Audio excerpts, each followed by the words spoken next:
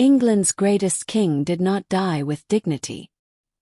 He died screaming in agony, his body rotting, his mind consumed by madness. And when the coffin was sealed, it didn't hold him. It burst. What spilled out was so vile that courtiers fainted, priests fled, and dogs crept into the chapel to lick the remains of a king. For centuries, this truth was buried, erased by officials who swore he slipped away peacefully. But the evidence says otherwise. Tonight, we uncover the real death of Henry VIII, and how a single accident turned Europe's golden prince into a monster. When Henry VIII first came to the throne in 1509, he was not the tyrant we remember. He was the very image of a Renaissance prince, tall, broad-shouldered, strikingly handsome. Foreign envoys compared him to King David, even Alexander the Great. He rode like a knight, wrote poetry, composed music, debated philosophy. Europe looked at Henry and saw the shining future of England. But that future would end in blood, madness, and rot. The turning point came from one moment. One accident. January 24, 1536. Greenwich Palace. The jousting yard was packed with thousands. Trumpets blared, banners snapped in the wind. Henry, now 44, sat armored in gold and steel upon a massive warhorse, still determined to prove he was England's strongest man. The lances lowered, horses thundered, and then, disaster. Henry's horse crumpled beneath him. His own 300-pound armored body smashed into the frozen ground with a crack that silenced the crowd. The king didn't rise. For 2 hours, Henry lay unconscious. 2 hours where England had no monarch. 2 hours where Anne Boleyn, his queen, already desperate to deliver a male heir, wept in terror. When Henry finally opened his eyes, he was not the same man. Modern doctors believe he suffered a traumatic brain injury. Damage to the frontal lobe, the part of the brain that controls personality, judgment, and empathy. And in Henry, that injury turned charm into paranoia, patience into fury, and confidence into uncontrollable rage. The change was immediate. Within months, Anne Boleyn had lost her head. Soon after, Thomas Cromwell, the trusted advisor who had reshaped the kingdom, followed her to the block. Henry raged unpredictably, screaming at shadows one moment, weeping like a child the next. And this was only the beginning. The same fall had reopened an old jousting wound on his leg. This time it refused to heal. What began as an ulcer would become the rot that poisoned his body and mind for the rest of his life. That jousting wound never closed. It festered, and it would define the rest of Henry's reign. Imagine an ulcer the size of a fist, raw and oozing, that never scabbed over. Twice a day, physicians drained bowls of thick yellow pus from the king's leg. Servants carried away bronze basins so foul that courtiers gagged and fainted. His chief doctor, Thomas Vicary, called them grievous beyond measure, stinking and incurable. Henry tried everything. He strapped metal gutters to his legs, hoping the pressure would force the wounds shut. Instead, it strangled his circulation, worsening the infection. He drowned himself in imported perfumes, rose oil, musk, ambergris, but nothing masked the stench of rot. Today we know what he was suffering from. Chronic osteomyelitis. A bone infection leaking toxins into his bloodstream every single day. Those toxins clouded his mind, warped his moods, and ravaged his body from the inside out. And the pain was unrelenting. Unable to ride, hunt, or joust, Henry sought comfort in food. He devoured banquets of roasted meats, pies, and sugared sweets. Without exercise, his body ballooned. From 280 pounds, he swelled past 350. His armor proves it. By 1540 his waist measured 48 inches. By 1545, 54. Wider than a refrigerator door. Even the palace had to change for him. Doorways were widened, floors reinforced with oak beams, chairs built with removable arms so his swollen frame could be wedged inside. He could no longer mount a horse. Servants used pulleys to hoist him from bed, for men to dress him, 6 men to roll him into a wheeled chair, a humiliating truth carefully hidden from public eyes. But one thing could not be hidden: the smell. Courtiers pressed pomanders to their noses, silver balls stuffed with spices and herbs. Noble women fainted during audiences. Hardened soldiers gagged. Even the most loyal of his attendants could barely endure his presence. And Henry knew. He knew he was rotting alive. That knowledge drove him deeper into rage, deeper into paranoia. England's golden prince was becoming a monster no one dared approach.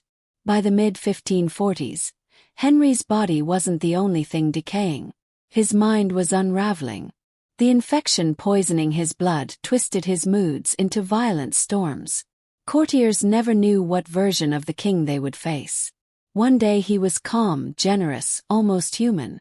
The next, he was a monster, raging, weeping, or ordering executions with wild abandon. His servants developed a secret survival system.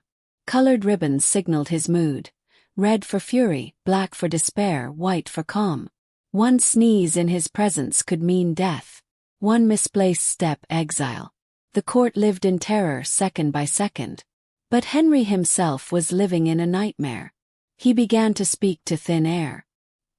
He argued with his dead father about money, begged forgiveness from his long-dead mother, and screamed at shadows as though they plotted treason. The French ambassador recorded one chilling scene. Henry suddenly surged to his feet, servants straining to lift his massive frame, and roared at an empty chair. "You dare mock me, witch? I'll take your head again." He believed Anne Boleyn's ghost had come back to laugh at him. By then, the court whispered that the King of England was mad. He confused death warrants, signing executions for men already in the grave.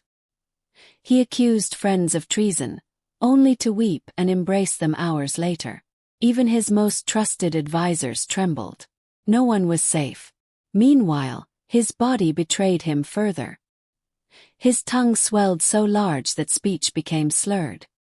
His skin yellowed, his face bloated, his eyes bloodshot. His legs split open with ulcers that leaked green and brown pus through bandages. The stench of gangrene filled every chamber he entered. And through it all, Henry knew. He knew he was being eaten alive, body and soul. He knew the end was coming. But the end would not come quietly. It would come in fire, in visions, in screams. By Christmas of 1546, Henry VIII was unrecognizable. Once Europe's most dazzling prince, he had become a grotesque shadow of himself. His swollen face was yellowed with sickness. His eyes were sunken, bloodshot, rimmed with sleepless terror. His belly bulged with fluid, so distended he could barely breathe.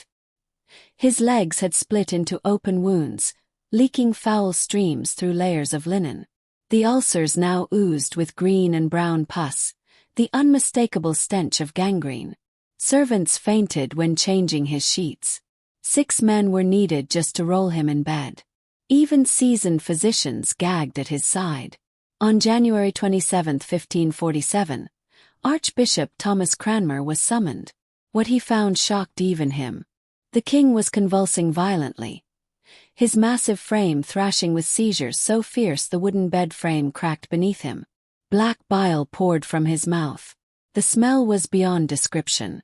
Cranmer later admitted in his diary that he vomited twice before forcing himself back to the bedside. Henry screamed of fire. He cried that demons were clawing from beneath his bed. He begged his long-dead children for forgiveness. He sobbed for his mother. He whispered apologies to Catherine of Aragon, the wife he had cast aside decades earlier. At 2:07 in the morning, Henry gripped Cranmer's hand with surprising strength. Once, and then he went still. Henry VIII was dead.